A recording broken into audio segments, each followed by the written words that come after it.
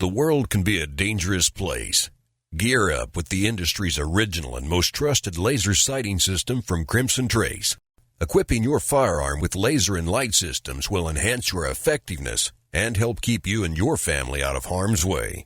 Call 800-442-2406 or visit crimsontrace.com and receive a free copy of our new laser training video, The Laser's Edge. Crimson Trace. Broadcasting nationwide, this is Tom Gresham's Gun Talk. Your views, advice, and questions are the driving force of gun talk. Call Tom now at 866-TALK-GUN. That's 1-TOM-TALK-GUN. Or reach out to us via email at tom@guntalk.com. Let us know what you think about the gun-related issues of the day. Now, here's Tom Gresham. All right, on the ballot today, the question that we're asking you is borrowing from the Academy Awards and all the award shows when they yell out, people are on the red carpet on the runway, who are you wearing? We're going to vary that a bit, but what are you wearing? Who are you wearing? We just had a caller say he's carrying a full-size Smith & Wesson M&P, a crossbreed holster, tuckable, comfortable all day long. So the question is, who, in this case, what are you wearing? Pistol, holster, belt. Basically, what is your everyday carry rig? I am curious. 866-TALK-GUN will get you in here. 866-TALK-GUN. Also, shoot me an email, tom@guntalk.com. Over on Twitter, I'm at GunTalk. Easy enough for you. You know, if you've listened for any length of time, how much I press everyone to get training, to go get some training, and then, if you can, to get recurrent training. And, we sometimes say that your concealed carry class wasn't training. Kind of depends. Some classes are, some actually get you a bit of training. When you go to a place like Thunder Ranch or Gunsite, you get a lot more training. And there are a lot of good places around the country now where you can go.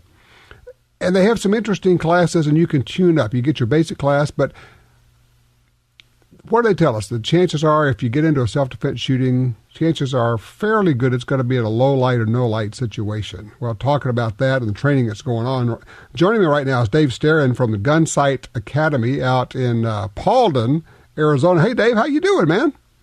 Hey, Tom, I'm doing good. Good. So you guys teaching some low light stuff with the folks from Crimson Trace, huh? What's this all about? Yeah, we've partnered up with Crimson Trace to put on a class to teach people the benefits of lasers and how they work and how they can add to your ability to hit targets in low light and darkness. All right, let me ask you, because I've been coming to Gunsite for a long, long time, and kind of what I think I'm seeing here is a wee bit of an opening and a change in philosophy, and basically an opening up to other ideas, because I remember 15, 20 years ago, I heard there, as I repeated often, oh, I don't want a laser on my gun. I don't want a laser on my gun. Or I was so smart, I said, I don't want to trust my life to something that uses a battery. Brilliant. And that was all well and good until I actually got a chance to try one. Talk about dumb. You shouldn't talk about things you don't know anything about. And I did. But what I think I hear you saying is, look, this is another tool. Let's talk about how you use it. Yeah, absolutely. Absolutely correct. It's definitely got its place and its niche, and we've had a lot of people asking about it, so we've opened that opportunity up so we can show them exactly what the lasers are all about. One of the things I like about the guys at Crimson Trace is they are very practical, and I know that this would be important to you personally and to the folks at Gunsite. They have always said, look, you have to know how to use your iron sights first, right? Absolutely correct.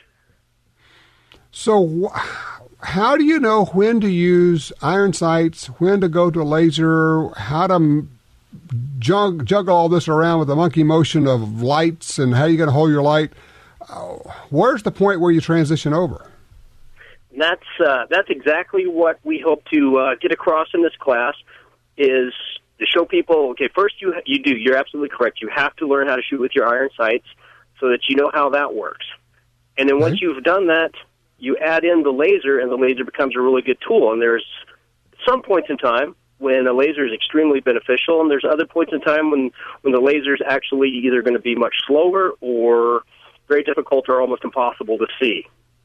So part of the class is, hey, at what distances and what lighting and under what conditions is the laser going to be a benefit to me. Okay. Give me an idea of where lasers can help. Okay, one of the big things about defensive shooting is when you are under stress, it is extremely difficult to shift your focus from a threat or a perceived threat to the front sight on your pistol. It's very, very difficult to do. Under some conditions, the laser takes that out and allows you to do what's natural and continue looking at a threat and see the laser dot. That's one of the most beneficial things to the laser.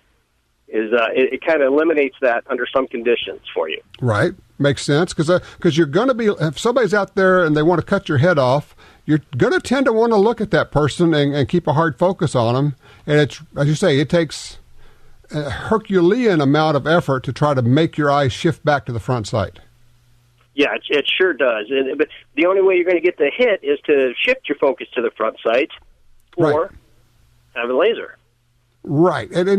And, if you're out there shooting thousands of rounds and you really work on that front sight hard focus, that's what that's all about. But I can see this benefit. What about shooting from weird positions? If you're grounded, maybe you can't even get lined up on the sights. Good point, Tom. Actually, my first use with lasers were way back in the mid to late 90s as a SWAT operator using a ballistic shield. Oh, sure. And as you may know, you just got that little tiny window to look through, and you can't really get the pistol around to line up your sights. Right. That's where I first found the benefit of the laser, is I can be behind that shield looking through that little window that it's got in there and just look for the laser. The pistol can come out around the side of the shield. Well, the same thing if you're behind a vehicle or whatever you may be using for cover or concealment, and you're in that odd position, you can't get the pistol around to your eyes, maybe to line up the sights. Well, that laser can be very helpful in those situations. Sure.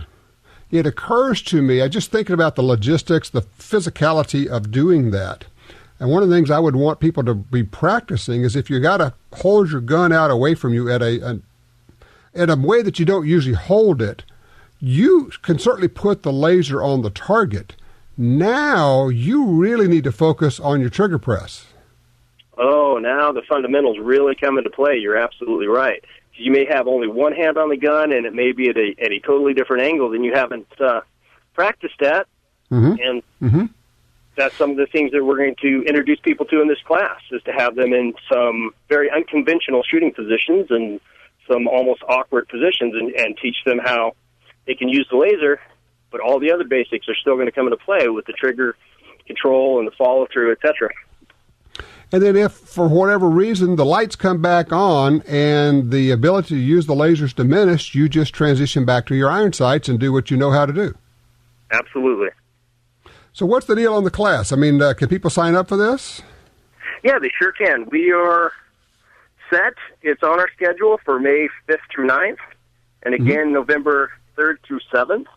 They can call Gunsite, or they can go to our website and sign up and apply for this class anytime now. Okay, Gunsite is GUNSITE.com, and for those who don't know, located in Paulden, which is a 30-minute drive north of Prescott, Arizona, up in the high desert area. It is one of my favorite places on earth. I love going to Gunsite. I mean, and I know people say, well, you say that all the time. And Dave, we've talked up there. It is just like one of the best places ever if you're a gun geek like we are. Oh, absolutely. It is the place for anybody who loves guns or shooting or any kind of self-defense, firearms-related stuff. That is the place. Well, I try to explain to people, they say, well, what do you like about it so much? I said, well, I'll tell you what. When you drive in and you get out and you walk around, everybody there is wearing a gun, and every one of the guns is loaded. I don't care if it's the receptionist or whoever's cooking or the guys who are putting up targets or, the range rats or whatever. Everybody's wearing a gun, and it is the most polite place you've ever been. Safest place in the world. It is. It absolutely is. All right. Well, this is a great program. I mean, once again, I find myself recommending Gunsite, and I tell people, and I know that you guys do the same thing. Look, if you can't get to Gunsite, get somewhere. Get some good training somewhere, right? Absolutely. All right. Well, listen, Dave, thank you so much for your help, and good luck on that. I know you guys are going to have fun with that one. All right, Tom. Thanks. Appreciate it. Absolutely. All right, 866-TALK-GUN will get you in here. We are asking, what do you wear? What do you wear for your daily wear? Small gun, big gun? What kind of holster? 2 guns? I have been known to wear 2 guns. On those days, you got to say, well, yeah, okay, I'm going to stick a 380, and I'm going to have my 45, and why not? What's the downside to that? Sometimes you just want to wear a sweater with your belt suspenders. I don't know. What do you wear? Also, range reports, you go out and shoot anything recently? I'd like to know how it worked for you. 866-TALK-GUN.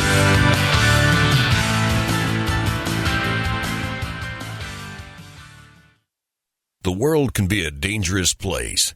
Gear up with the industry's original and most trusted laser sighting system from Crimson Trace. Equipping your firearm with laser and light systems will enhance your effectiveness and help keep you and your family out of harm's way. Call 800-442-2406 or visit crimsontrace.com and receive a free copy of our new laser training video, The Laser's Edge. Crimson Trace. Hi, I'm Tom Gresham. For more than 40 years, I've been watching an environmental disaster in my backyard, and it actually impacts all sportsmen in America. I'm talking about the massive loss of land on the Louisiana coastline. The U.S. Geological Survey said the swamps and marshes of coastal Louisiana are among the nation's most fragile and valuable wetlands. That land is disappearing. The Mississippi River Delta hosts as many as 10 million ducks and geese every winter. These are birds which migrate northward through the states, all the way to Canada. The wetlands of the Delta support some of America's best fresh and saltwater fishing. And here's the deal. The wetlands of the Mississippi River Delta are disappearing at a rate of 1 football field every hour. 1 football field every hour. Gone. We can reconnect the river with its wetlands and restore the Delta, but we need your help. Please visit vanishingparadise.org. That's vanishingparadise.org. The XDM 3.8 Compact from Springfield Armory is 2 guns in 1. Use as your concealed carry gun with a compact magazine and use the extended magazine for home defense. Carry 13 rounds of 9mm in the compact magazine and a whopping 19 rounds in the extended magazine. To see the entire family of Springfield Armory XDM pistols, go to SpringfieldArmory.com. That's SpringfieldArmory.com. No matter what gun you have, you want it to hit harder, shoot faster and flatter, and be more accurate. You get all that with the ammunition from Double Tap. Double Tap's experts select the best bullets, then load them to higher velocities while keeping safe pressures. Shoot small groups. Shoot farther. Use custom hunting loads in your handgun or rifle. Even fire 2 projectiles with 1 shot. DoubleTapAmmo.com. That's DoubleTapAmmo.com.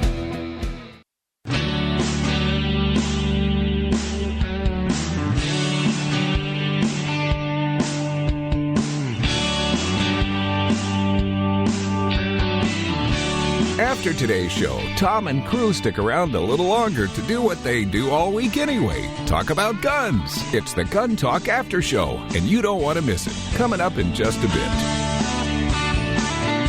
Absolutely. We are going to do, it's our first ever after show. If you want to hear that, all you have to do is check out the podcast. We do bonus podcasts now and then. You can, iTunes, Stitcher. You can get it off of YouTube. You can go to our website, guntalk.com, or, and this is important, you can get the Gun Talk app for your smartphone, Android and iPhone, iOS systems, the Gun Talk app. So, if you want to be on the after show, then you need to call us just as we're going off the air at the end of this hour. We'll line that up. Hey, we're making this stuff up as we go. We're having fun, okay? Let's see. On line 3, Milt is in California and evidently got in trouble in California. What happened, Milt? Yeah, I'm in a jam, and maybe you can help me. I sure appreciate this. I unknowingly brought in a illegal weapon in California. Okay. My vehicle, I work out here for part of the year, help some friends. On the 23rd of January, my vehicle was stopped for just a minor equipment violation, and they asked if they could search, and I complied with whatever they wanted. And when I was stopped, they asked, well, would you mind if we circle with dogs? Yeah, that'd be fine. And then they asked me about a storage box on the back of my towing vehicle, if I would open that or what's in there. And I said, sure. I got some clothes in there and some tools. And so I opened that. And from there, it went downhill. The officers, they spotted a rifle in a case. Mm-hmm. And then I told them what it was. Do you want to know what it was? Yeah. It was a SKS. Mm-hmm. And I haven't fired this thing. I owned this thing for 30 years, and I probably shot about 20 rounds through it, is about it. And also, when I bought this thing way back when, I'm from central Minnesota. That's my residence. Okay. And I had this rifle mailed to me from Alaska when I was visiting a brother in about 1983. Hey, Milt, let me stop you here. I'm going to ask you a couple of questions, okay? Had you did you know anything about the gun laws in California? No, that's, I guess, ignorance on my part. I never carried such a thing. My buddy said, well, bring that gun on. We'll do some target practice. So you didn't know anything about gun laws in California? Did it never have occurred to you to find out if that thing's legal? That's my downfall. Okay, another question. Why, in the name of God, did you agree to a search? Well, I guess that's the thing. I have no reason to be opposed in any sort of non-compliance with what they ask me. If they want to look, I have nothing to hide. Yes, you did. Evidently, you did. So, what have you been charged with? I got 2 codes. Illegal weapon possession. And, with that gun, when I bought that thing way back when, through the mail, through a little magazine thing, I ordered a magazine, and I had that magazine along, and it was unloaded, but it was with that gun, and it's a large magazine. Okay, I got you. I hear you. So let's see. Number one, you don't know the laws of the state where you are, and I always tell people every state has a different set of gun laws. So you got to know those. And I have been saying for decades, never, ever, ever agree to a search. If they say, "Can I search your vehicle?" you simply say, "I don't consent to searches. Thank you." And you say, "Well, I didn't have anything to hide." Yeah, you did. The problem is you didn't know you had anything to hide. That's why you never, ever, ever agree to a search. All right, here's what we're going to do. I want you to do something for me. The only people I can think of who can help you at this point are the folks at the Cal Guns Foundation. It's called Cal Guns, CALGUNS, Cal Guns Foundation. On the web, it's calgunsfoundation.org. They help out with this kind of thing. They may be able to help you. I am not sure if they will. Let me see if I've got a phone number for them, okay? I do not. They have it on just the website, Cal Guns Foundation. Oh, wait, I've got a phone number for you. Can you write this down? Yep. 800-556-2109. Again, 800-556-2109. Leave a message. They will get back with you. I hope they can help you. I am sorry as I can be that you're into this buzzsaw. And the reason I wanted to take your call is I wanted everybody to hear what can happen if you don't make yourself aware of the laws. And if you foolishly say, sure, go ahead and search my car. Never, ever consent to a search of your vehicle. Just as simple as that. Jim's on line 2 out of Alaska. Hello, Jim, you're on. Yes, I have a question about my circuit judge. It came with 2 chokes for 45 and 410, and I cannot tell the difference between the two. Would you happen to know anything about that? What are you trying to do with the 2 chokes? Well, according to the instructions, it says to change the choke when you change the caliber of the shell. Okay. The one is supposed to be for 45 and the other one for the 410. I don't know what the 2 chokes are going to do. I mean, choke's not going to do much for you in this gun anyway. I mean, this is at best a 15, 20-yard, if you're very, very lucky, gun with a 410 load in it, right? Right. Yeah. I mean, choke's really not going to do anything for you. If it's me, I'd put one in and I wouldn't worry about it, but that's just me. But, I don't know why they include the 2.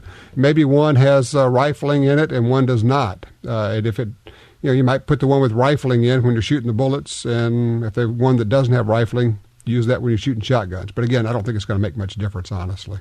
Let me talk to Bill on line 1, Houston, Texas. Bill, you're on Gun Talk. Hey, Bill, he picking up his phone or is he putting it back in his pocket? That's the question. I had it in my pocket with a headset on, so I had to get it out of my pocket, unplug the headset so I could talk to you. All right. What's up? Hey, at this late age in life, I finally got smart and decided I'm going to start reloading. Okay.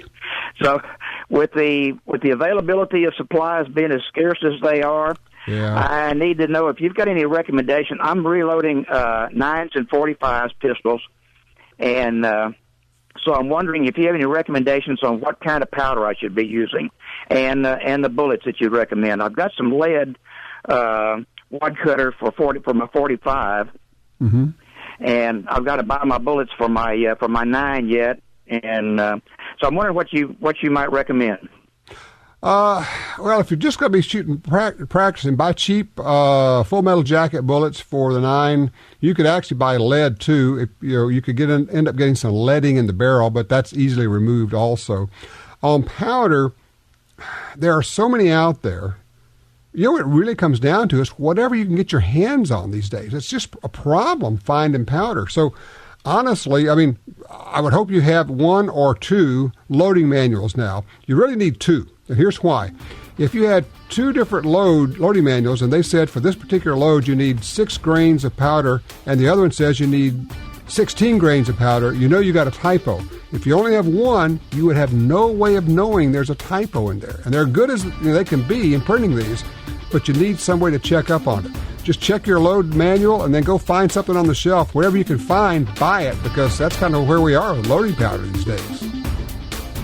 Tom Gresham's Gun Talk is broadcast nationwide every Sunday. If you can't hear Gun Talk where you live, call your local talk format station and clue them in on Gun Talk. Stay tuned. We're coming right back.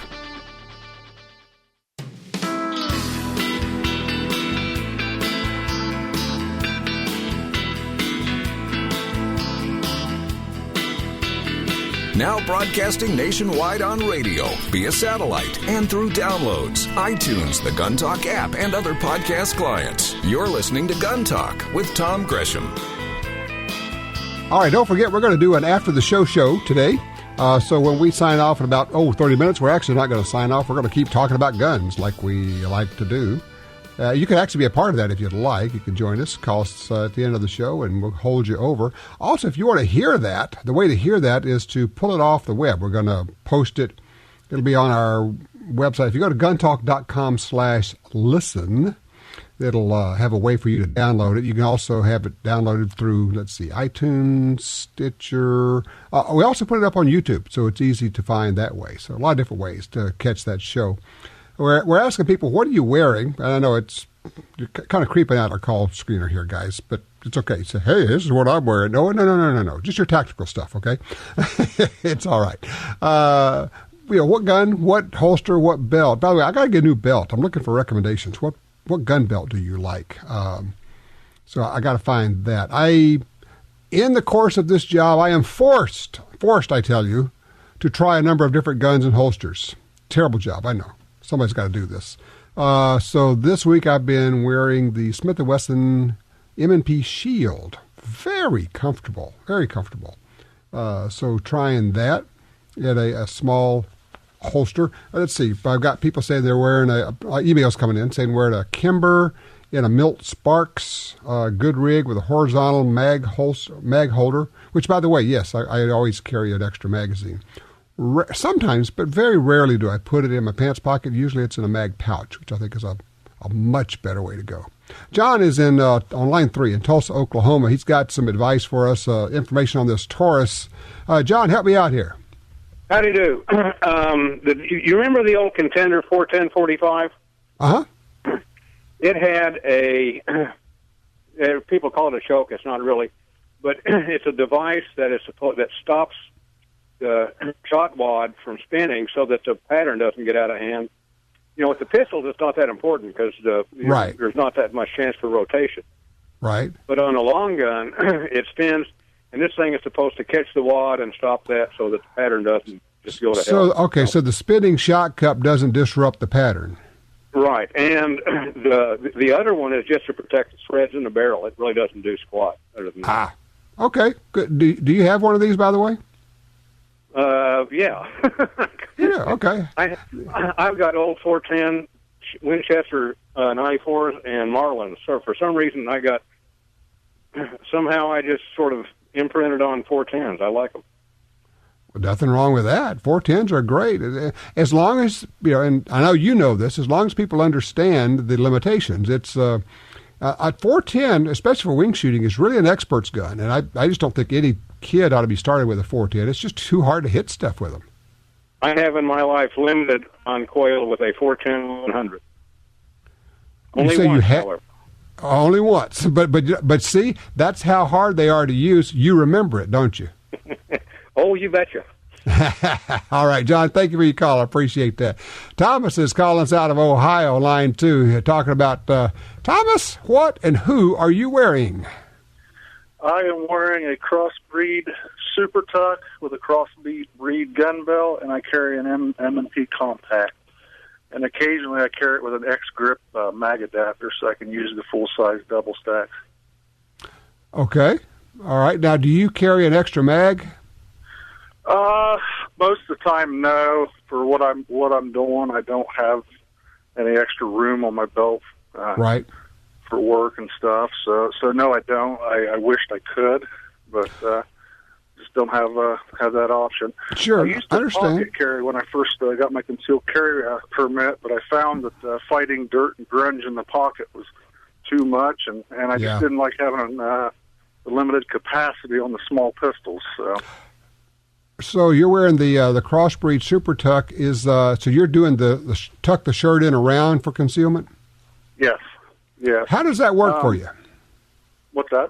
How's that working for you? Works real well. I don't like to leave my shirts out, and I find it's easier for me to keep the shirt from creeping up if I just keep it tucked in. Mm-hmm. And I have fairly good accessibility. I think the accessibility is a lot better than the pocket holsters. Oh, no doubt. I tell people, look, if you got a gun in a pocket, do two things. One, sit down and try to draw it, and two, take off running and try to draw it. Yeah. You can't. Or try to get to it in your car. Or yeah, exactly. Or, No, look, a belt holster is absolutely the way to go if at all possible. And with these great holsters we have now, you can wear a belt holster in almost any kind of dress, including tucking in your shirt. All you have to do is just blouse your shirt out just a little bit, and now it won't print, right? Yeah. Yeah, I'm really surprised at how well, they do conceal it and how easy it is to carry a large pistol. I actually have a full-size M&P I carry once in a while, too. Just to change things up a little bit. Yep. So. There you go. Yeah, and it's a good point. Michelle said, hey, you ought to talk about lint and how it builds up in the guns and magazines if it's carried in a pocket. People don't look at that stuff, and you're exactly right. So good call. Keep it. Holsters are where pistols are supposed to be. They're not supposed to be rattling around loose in a purse. They're not supposed to be in your computer bag. They're supposed to be in a holster.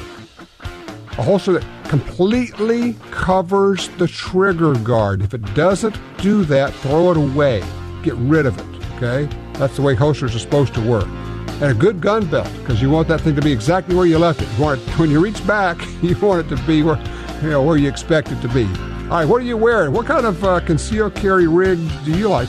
Or do you open carry? I know people that open carry just because it's more comfortable. 866-TALK-GUN.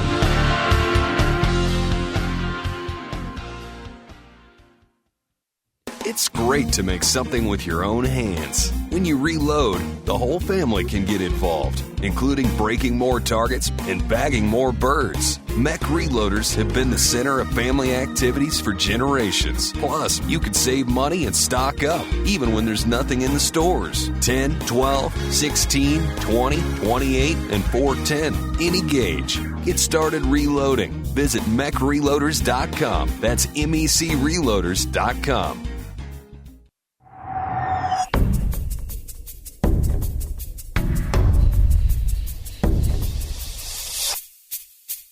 The Smith & Wesson Bodyguards. Carry more comfortably, walk more confidently. When it comes to personal protection, nothing beats a Bodyguard. Choose the lightweight, compact, and concealable Bodyguard 380 pistol or the Bodyguard 38 revolver, both with a built-in laser sight. The Smith & Wesson Bodyguards. Carry more comfortably, walk more confidently. The .45 Auto, also known as the 1911, is the standard other defensive pistols are measured against. No matter what pistol you carry, techniques developed around the 1911 are vital. You know you need training, and you know your concealed carry class definitely was not training. Now Gun Talk presents an exciting DVD, Fighting with the 1911 with Tiger McKee. Tiger's unique training style will have you drawing, moving, shooting, and running your gun better, no matter what style pistol you prefer. At ShopGunTalk.com, you can order our DVDs of Tiger's instruction. ShopGunTalk.com also has a 2-DVD set, including Concealed Carry 1. Get both for the information you know you need. This really is life and death.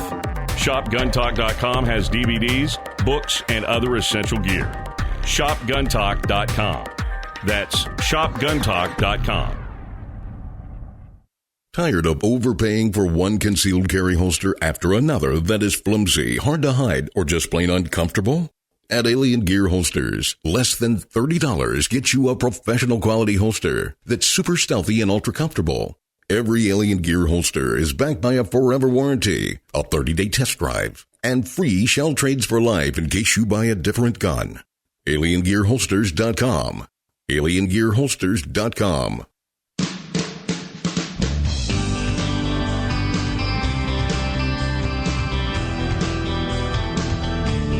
After today's show, Tom, Jim, Mike, and the whole crew keep on talking about guns on the Gun Talk After Show. It's coming up in just a little while.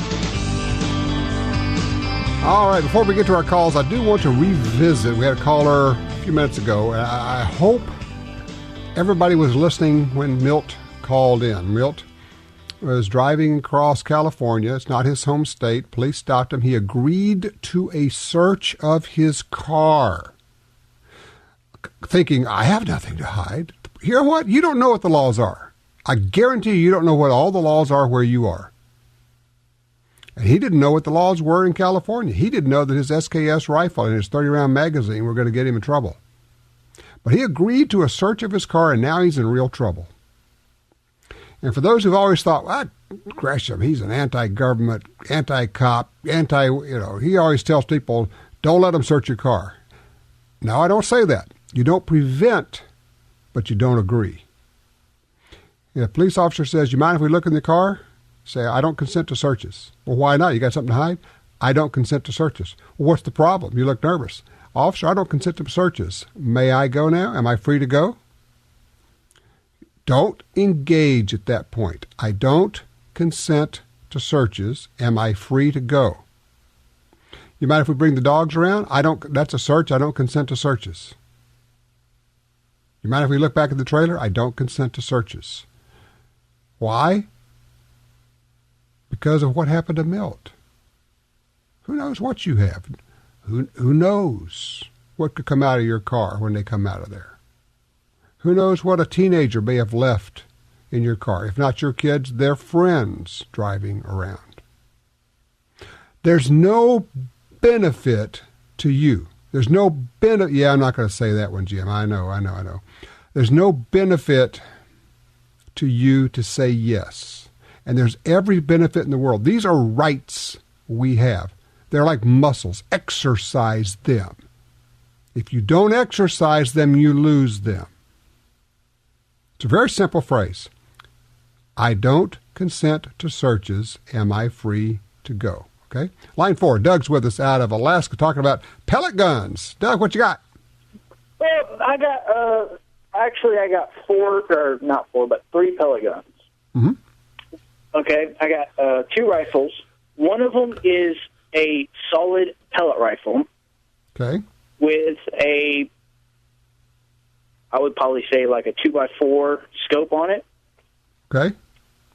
And a pellet pistol. And then the other rifle is the dual, which you can shoot pellets or BBs. Right. And you're trying to figure out what pellets to get, huh? Yeah, I got pellets. It's just, I really don't want to hurt the dogs that's around Locksburg. Why are you shooting dogs? Why are you shooting dogs? They're getting in our yard, and every time we shoo them off, about 5 minutes later, they come back. And I take it you're at a place where you can't, like, call animal control or somebody to deal with that. Most of the time, every time we call in animal control, they never show up. Okay. All right. Here's my suggestion. I'm not going to advocate or approve of shooting the dogs, but I hear what you're saying. There is a website you can go to for lots of information about choosing various kinds of pellets, okay? It is Pyramid Air, and it's spelled with Y's. Pyramyd, pyramidair.com.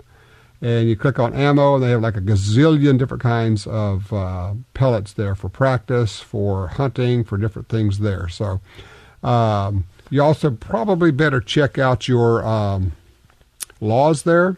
You shoot a dog and injure it, you're responsible, you're liable for that dog. If it were me, I'm just going to tell you. If it were my dog you end up shooting, we're going to have a problem. So conduct yourself accordingly. I wouldn't do it. Line 1, Cody's out of Medford, Oregon. Hello, Cody. Talk to me. What are you wearing today? Hey, Tom. I am wearing a Springfield 40 caliber XD. Sorry, my dog's going off. That's all right. Anyhow, what kind of holster? A CQC is a close quarters combat holster. Uh-huh. Mm-hmm. I just acquired it. I don't know if you're familiar with it or not. It goes inside of the pants. Right. With a loop on the outside that your belt goes through. I really like it. It's a little hard to get the gun out of the holster and return it. So you got to keep your belt a little bit loose. Well, now let's talk about that. Is this a leather or a Kydex holster? It's leather. Okay. Leather can be a little stickier than Kydex, but it shouldn't be hard to get your gun out.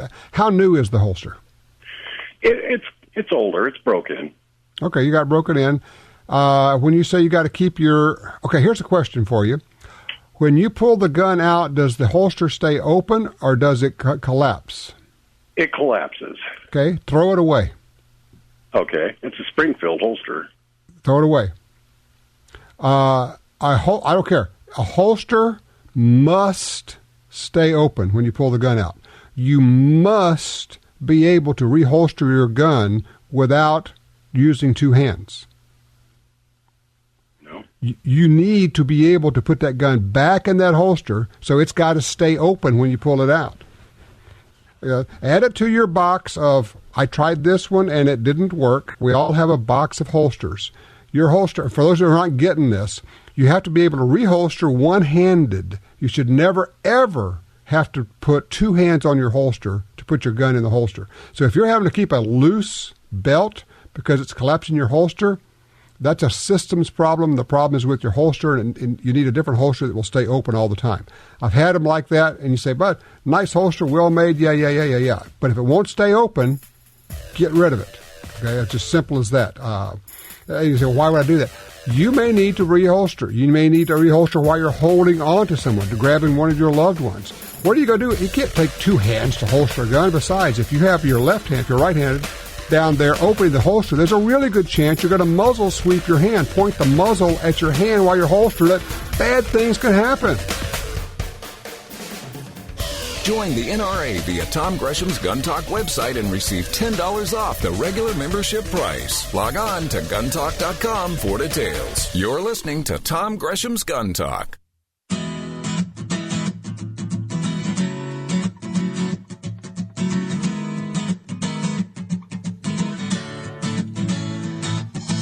Just because we're wrapping up on the air doesn't mean we're done talking about guns. Stick around for the after show. It's our podcast-only version designed to include all the stuff we simply couldn't fit into a regular show. Call in now at 1-TOM-TALK-GUN. Now, back to Tom. Oh, man, we got lots of folks who want to join us, and you could be part of that, too. Call us 866-TALK-GUN. We'll carry you over into the after-show show. You'll be on the very first after-the-show show. That'll work for you here. Let's see, line 3. Ray is in Reno, Nevada. Hello, Ray. Hello, how you doing, Tom? I'm good. What you wearing? I'm wearing a 9mm Glock 27 with one of those hard plastic holsters. Mm-hmm. I need to improve on that holster somehow. What's wrong with it? Well, it's hard to get out. You know, it's real difficult. What and is so it? I'm looking for something, a concealed carry, to either, go in my pants and back, mm-hmm, or in the side. Okay, so is it that the gun is sticking in the holster? Is that what's going on? Yeah, it just doesn't come out real easy. Pick Sure. up the pants. Okay. Yeah, that doesn't sound like a good setup. There are, we've got a couple of advertisers who make really good holsters, Alien Gear holsters and Crossbreed holsters. Both of them are unbelievably comfortable, and it's a hybrid. Both of them are hybrid style. We've got leather and Kydex, which makes the draw very fast, very slick. So you might want to look into that.